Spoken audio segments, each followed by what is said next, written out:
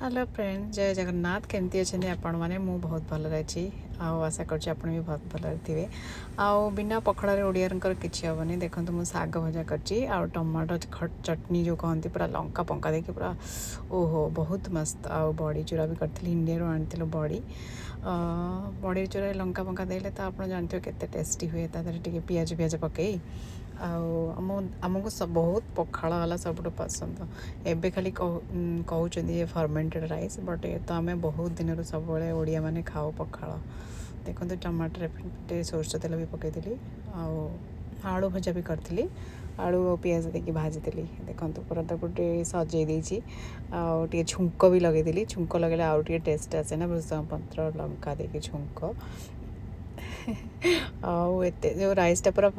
राति करके रखी से फर्मेंट होता आ टेस्टी भी बहुत होता आगे लुण फुण भी पकई रेडी कर खाइबू बोली मैंने पखाड़ तो समस्त को पसंद आम ओडिया हिसाब से आ देखो ये आलू भजा साग भजा टमाटो चटनी बड़ी चूरा आटा पूरा काकुड़ी फाकुड़ी पकई पूरा खट्टा करी पूरा मस्त लगुला ओडिया हिसाब से बिना पखाड़ आम रही पारूनी आपणकर केमिति रहिला पखाळ दिवस जनइबे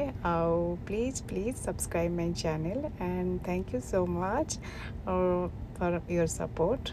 एमती देखो मोर final look bye bye see you in my next video please subscribe my channel thank you so much bye bye.